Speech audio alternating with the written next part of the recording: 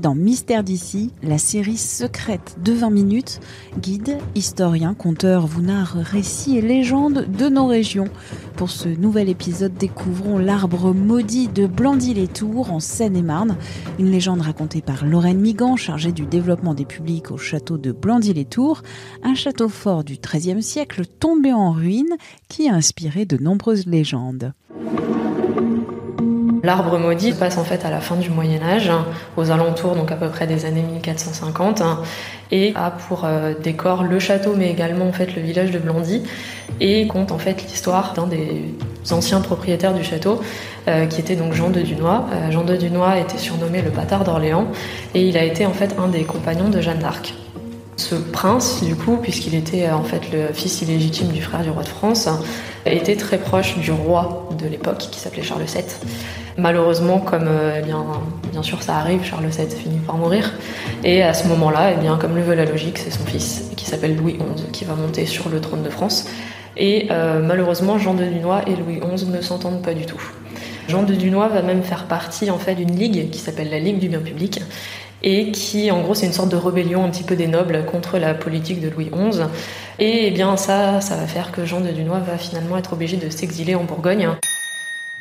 Il part donc, mais étant seigneur de Blandy, il va confier la gestion du domaine à un vassal. Ce vassal s'appelle Gavy.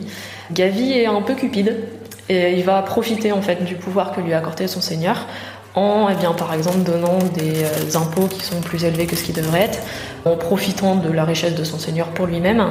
Il va même profiter pour mettre à mort certains villageois.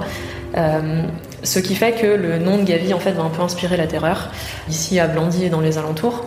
Gavy, pour se reposer quand même de temps en temps de sa charge, va aller à côté d'un arbre qui va porter le nom d'arbre maudit. Sauf que déjà à ce moment-là, il y a une légende qui indique que un des anciens propriétaires du château de Blandy aurait été assassiné par son frère et que depuis, le spectre de cet ancien propriétaire rôderait autour de l'arbre.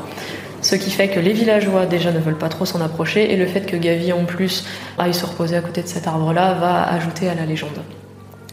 Les années, les mois vont passer et il va y avoir une rumeur qui va arriver comme quoi les ducs de Bourgogne, donc chez qui se sont réfugiés Jean de Dunois, décident en fait de lever une armée contre le roi Louis XI, et que Louis XI cherche aussi à se défendre. Et en plus de cette rumeur, il a été dit que Jean de Dunois aurait demandé à Gavy d'embaucher des hommes pour monter aussi une armée contre le roi.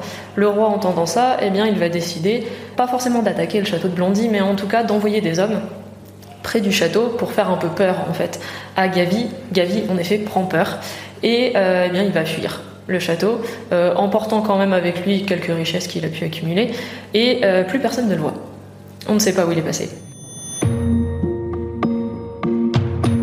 Quelques années après, Jean de Dunois va donc revenir en grâce auprès de Louis XI, et à ce moment-là, il peut donc revenir en fait au château de Blandy. Sauf que il est bien content de retrouver le château de Blandy, il est par contre moins content de se rendre compte que son vassal Gavy a disparu et qu'avec lui, une partie de sa richesse. Les années passent à nouveau, et il y a à nouveau la rumeur de l'arbre maudit en fait qui revient. Un des villageois dit que juste au moment où Gavy a disparu avec le trésor de son seigneur, il a commencé à entendre des voix qui s'élevaient en fait de cet arbre-là. Au bout d'un moment, Jean de Dunois en a marre, et il dit moi ça j'y crois pas, je vais donc décider d'abattre en fait cet arbre. Sauf que personne dans le village n'a envie d'abattre cet arbre parce que depuis on dit que même le diable en fait habite à l'intérieur. Par contre, il a quand même un soldat, donc un arbalétrier, donc un vieil arbalétrier qui en a vu d'autres, qui dit écoutez monseigneur, moi j'accepte, je vais prendre une hache, l'arbre je vais aller le couper. Donc il prend sa hache, quelques villageois un peu curieux décident de le suivre. Il commence à donner les premiers coups de hache sur l'arbre. L'arbre commence légèrement à céder, et là, que sort de l'arbre ? Des ossements. Le soldat perd sa hache, tous les villageois qui étaient autour prennent peur, s'enfuient. Alors le soldat, vu qu'il en a quand même vu d'autres, il reprend sa hache, il continue, il dit non, monseigneur, il m'a donné cette mission, je continue. D'autres ossements vont sortir, et en plus de ça, une cassette. Alors une cassette, qu'est-ce que c'est ? Ça va être une sorte de petit coffre sur lequel apparaît en fait les armes de Jean de Dunois, donc son blason, indiquant que la cassette en fait lui appartient. Le soldat soupèse la cassette, il se rend compte qu'elle est quand même plutôt lourde et il va sûrement y avoir des choses à l'intérieur. Il va donc ramener en fait la cassette auprès de son seigneur. Le seigneur l'ouvre et dedans, qu'est-ce qu'il trouve ? Eh bien, une bonne partie des richesses que lui avait volées Gavi. Tout commence un peu à se comprendre. En réalité, eh bien, au moment où Gavi avait disparu, qu'il avait emporté la cassette avec lui, eh bien, il a essayé de chercher un endroit qu'il connaissait bien. Il s'est réfugié dans l'arbre. Le problème, c'est qu'il est resté coincé. Il a essayé au maximum eh bien, de prévenir qu'il était coincé dans cet arbre-là. Malheureusement, eh bien, personne ne l'a entendu vu que le lieu était déjà indiqué comme étant maudit. Et donc, eh bien, il va mourir dans cet arbre-là. Et donc, quand eh bien, le soldat décide de couper l'arbre, eh bien, ce sont les ossements de Gavi qu'on retrouve et le trésor qu'il avait volé.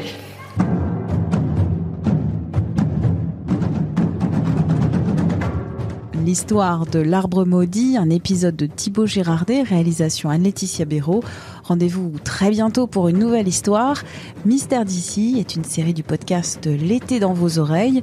Vous pouvez vous abonner gratuitement sur Apple Podcasts, Spotify, Deezer, Podcast Addict ou encore Podinstall.